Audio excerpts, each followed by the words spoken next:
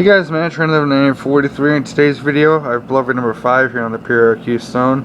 Since the last blog video, which is about a month or so ago, and that's usually when I like to do these blogs, depending on what's going on with the layout, sometimes there may be a little less than a month, sometimes there may be a little more than a month, depending on what's going on, but usually I like to do them about every month, because it gives you guys a rough idea of what goes on the layout. So, that's that. So, I've done quite a bit of work on the layout. Some of it's kind of major, like this upper level track. I've done some work here, and some of it's a little minor, but I'll show you guys everything anyway. The first thing I'll show you guys is my control panel. I've done some work over here, and I'll show you guys that, and then I'll also show you guys some really cool technology pieces that I'm going to start getting into with the layout, including Wi-Fi and other cool stuff.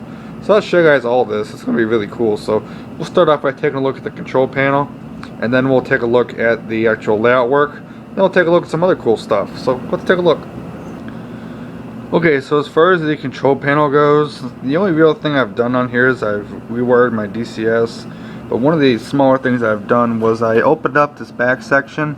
Before it was covered by that board looking stuff. And I opened it up, that way it was a little easier for me to get to everything. And especially down here, it was easier for me to get all the plugs up to my power strips. I got this one here and this one here. It was just easier for me to do that, so that's why I did it like that. But that's really the only thing that's been happening over here on the control panel. But I have rewired my DCS, so let's talk about that for just a minute. Okay, so as far as the DCS goes, the only thing I've really done to it was obviously rewire it. And it made it easier for me to get to all my wires and stuff. So let's take a look.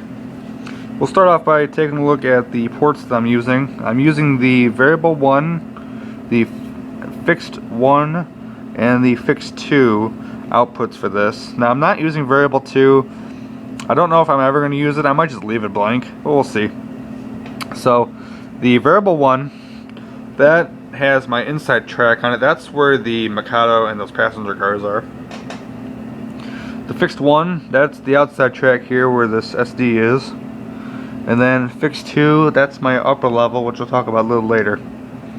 So, but that's really all that's been going on here. Nothing really else. Now, one of the other things I did was I made sure I can turn the power on and off to all 3 tracks. So the variable 1 and the fixed 2 were easy because both of those have controls on them. The variable control you can turn on and off through the MTH controller, and this one here, this powers the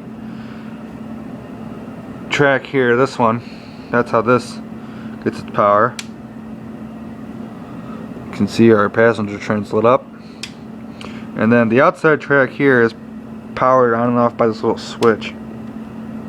See, it's off.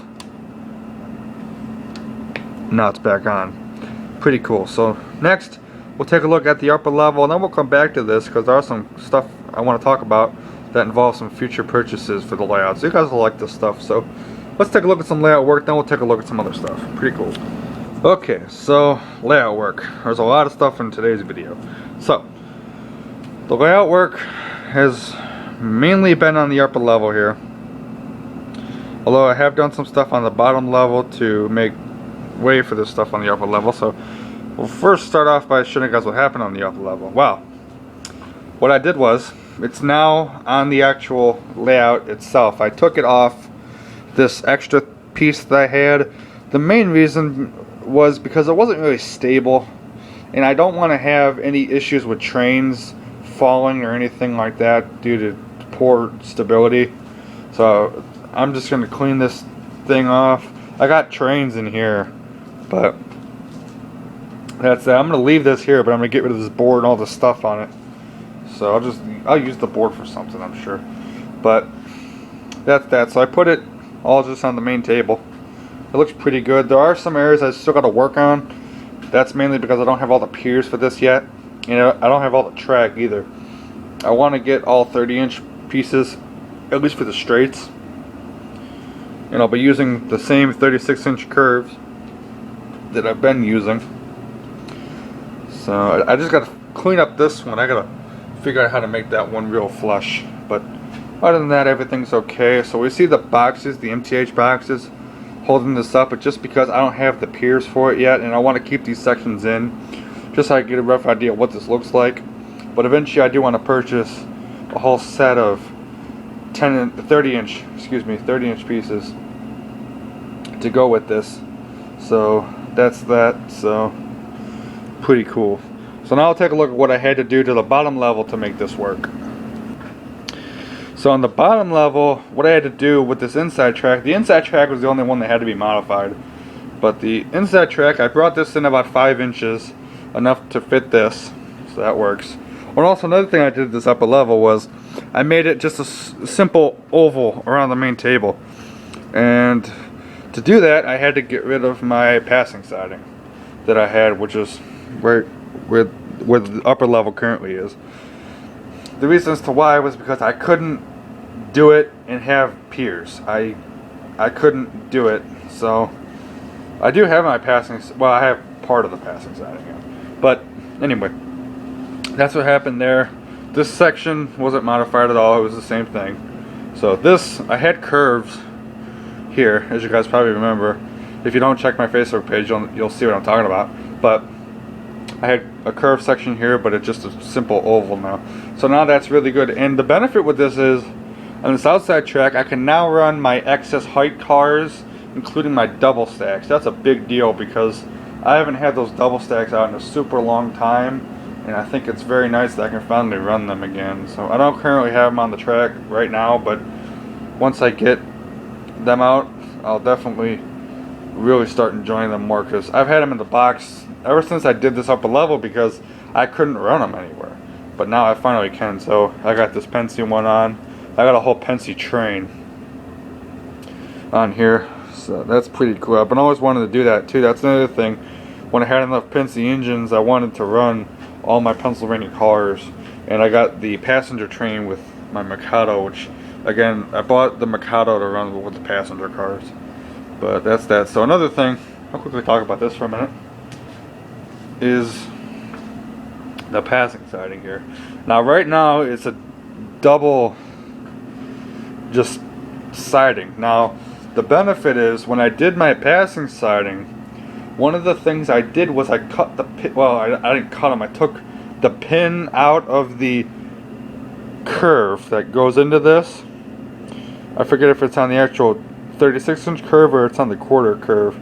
But anyway, I cut the pin out so that way there's no power to this. So one of the things that I've been doing is holding my MTH engines here. I got my ES44 and then my F3. Now if I want to run these like on this inside track, right now I cannot on the outside track because I don't got my TIU working. It's that TIU I have now is still my broken one. But anyways, if I want to pull these off and run them, I could just set them on this track and run them. But eventually this will be completely powered, and I'll fill this gap in here. But I don't have enough track, so I kind of like having this dead end siding here just to park engines or whatever. Because one of the things I don't like having power on the engines when they're not being ran. Okay, but now it's a little bit of reception because I got these trains on. But anyways, the point is, if the engines don't run it, they just sit there. I don't like having power on them, because especially the MTH, because it runs up your hours on your chronometer and stuff like that. So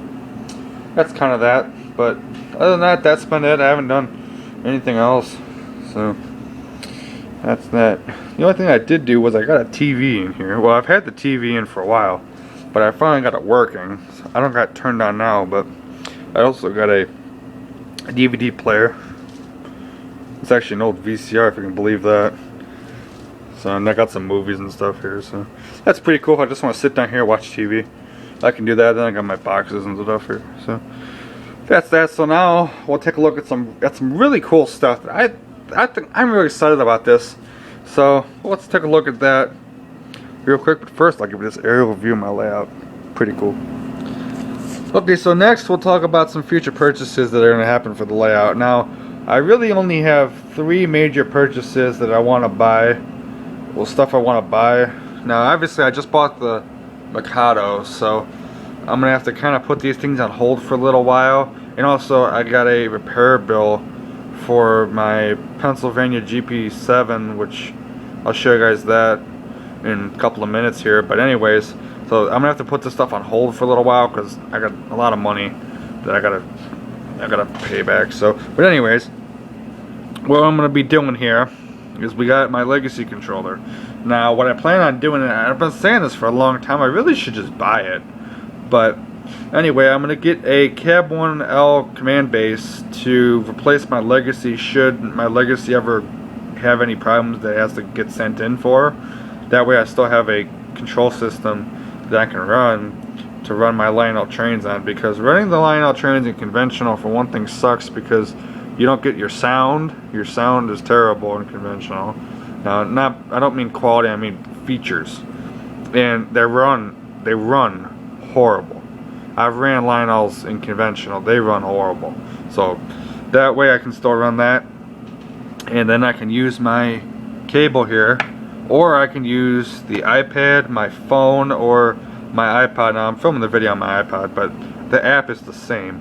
So, but anyways, what I'm going to do with this cable here, this cable, like I talked about a little while ago, this cable is going to be hooked up to my serial converter module when I ever buy it.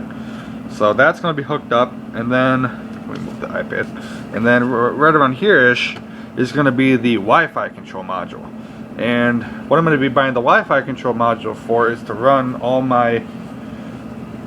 apps on the devices, so I can run the trains on the iPad or phone or whatever. So here's the app. Now this is the iCab app that you can buy from the App Store, and I also have, let me pull it up, have the Blue Train app for an Android phone. So here's so we'll talk about this one real quick. With this one, got a lot of really cool features on this. Now I can't actually use them, but I have screwed around with the app. It's pretty fun. But with this, you can do a lot of cool features. You can run the horn, and the benefit, it's a coolable horn. And I'll show you guys this once I get the Wi-Fi thing, so you guys can see this in action. But if you want to see this one in action, the iCab, I'll put a video in the description done by PGH Train Fanatic. He's done a video on this, but it's really cool. You got your dialogue, got all these really cool features, so that's pretty cool. Your expert, you can do your speed steps, your smoke. You can do your startup and shutdown. Now if you press and hold it just like you do on the legacy keypad, you can get the extended startup sequence or the extended shutdown sequence. Got control. This you can do your volume, your RPM, your momentum and all that. You can control your lights and stuff, your reset. Program, this is for programming engines, and this I'm really curious to try. I think if I ever get a new engine, or if I need to reprogram an engine from a service repair or something like that, I'll probably use this because I think it's really cool. So maybe I'll try using this when I get a new engine and I need to program it into the system. Maybe I'll use this. This is really cool. So you can put in your engines. Like 62 would be my Burlington, but I don't got the thing hooked up, so I can't do it. But you can also run your trains. Now by trains you mean your lash ups. That's pretty cool. So that's that. And then here we got the Blue Train. So this, you got, now this you run in TMCC mode, so it's not like this where you can run your legacy or even the main legacy controller. But anyways, with this, you got your regular features. You know, you got your cruise sounds, your smoke, you got your horn, your bell, all that. Couplers, here's your speed. This I'd be curious to try. I'd be curious to try this. So once I get the Wi-Fi module, I'll be able to use it. So pretty cool. Now if you're running a legacy, you can go all the way up to 200. You just hit this too to go up real quick if you want. So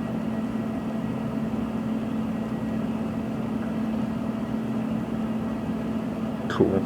So, but once I get the module, the Wi-Fi module, I'll definitely show you guys these apps in action. I'm really curious to try these.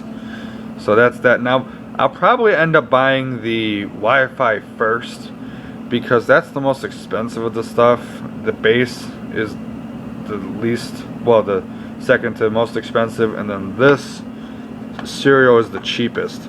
So I'll probably end up buying the serial thing last. So But that's that. And then another thing I got, which if I can paint over here, is I'm using the Legacy utility. Now this is really cool too. If you guys want, I could do a separate video on this, but you can do all your different data. You can do a whole bunch of different things. You can do your updates, your base updates and stuff. Now if I had this hooked up, I can show you guys all my train data and stuff, but if you guys want me to do a separate video on this, just tell me and I can do one. But you can do a lot of cool things. You can make what's called a multi-engine module. So if you bring like your trains to a club or whatever, you can have a module, it's a black module, that you can have all your engine data on, so that's pretty cool. Now the module I got by separate doesn't come with this, but that's that. So if you guys want me to do a video on this, just tell me. Now there is a video done by Lano Customer Service on this, so if you guys want to see that, I'll link it in the description so you guys can check that out. But that's really that. So what we'll do next is we'll take a look at that GP7 that I just got back, and then that'll round up today's video. So let's take a look. Okay, so here's my GP7, just got it back. I'm going to give my SD70 a break for a little bit, and we're going to get this thing going here. Now I got all my Penske cars, as I said in one of my other videos. I had when I did the running session on this, I said I had a Penske train of all my Penske cars. Well, when I knew that I was getting this back, I decided, okay, I'll put it on. So this is all my MTH and Lionel Penske cars that I have. They're all, well, they're nicer cars. They've got some older, really junky Penske cars that are from like Lionel. They're like the 027 stuff, but these are all my really nice Penske cars. Most of them are scale too, so that's pretty cool. So anyway, with this, so far so good. With the smoke unit now, you can hear it's on. It turns on and low every time. So I just add some fluid to it. And the thing with this is that what I noticed was that it takes a while for this thing to heat up. I don't know why, but when I first put it on the track, it took a good 10 minutes, I think, for this thing to really start smoking. So I don't know, but it seems to be working okay now. So we'll get this thing going here. All right, let's do this. Penske 8510, do you read me? Copy, 8510 here. Starter up and stand by. Roger that. Starting up the engine. Out.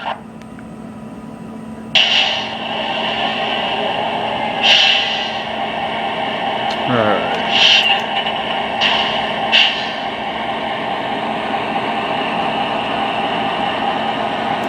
Might be able to see the smoke. You'll probably be able to see it better once this thing gets rolling. Alright, so this is going to wrap it up for this video. I'll run this for a little bit. So keep an eye out for a full review on this engine. I'll do it the KTMR. I go for a week. So I'll be doing this. And I had a review for the Mikado all ready to go, but I accidentally deleted the video. So I'll have to redo it. But, well, so I'll get this one done first. Then I'll do the Mikado, and then I got some other stuff I want to do, so let's get this thing rolling here. Penske 8510, please hold. Over. Copy that. Standing by. 8510 out. 8510 here. Still waiting. Can I get a green light? Over. Pennsylvania 8510, you may depart. Over. Thank you much. I've got green. 8510 out.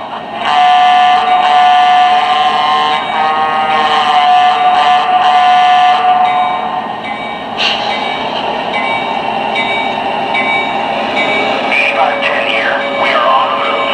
Over.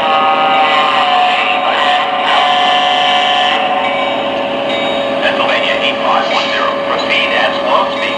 Over.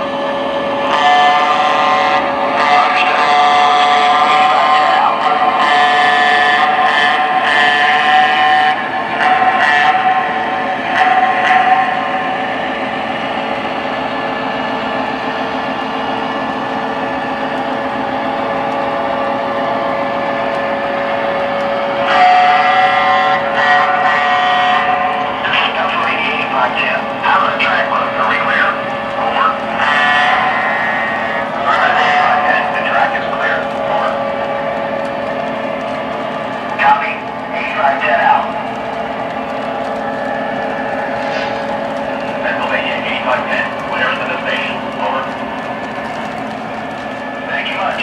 For your administration, 8510 out.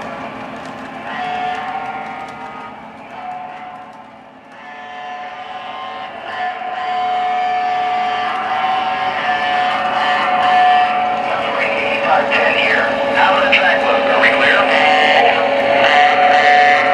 Affirmative 8510. The track is clear. Over.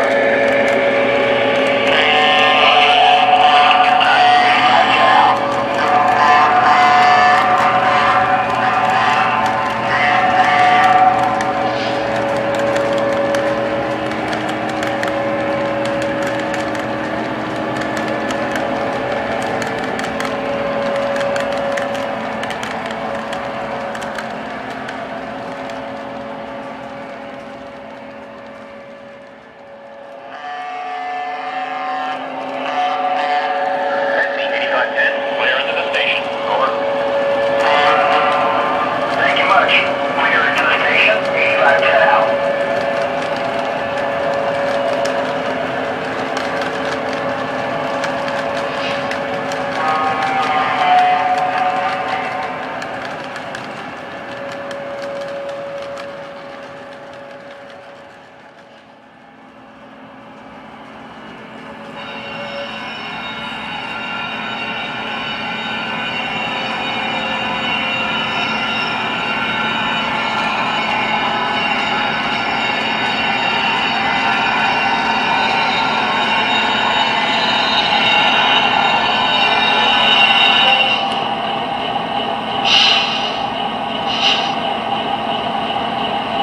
Going off duty. 8510 out.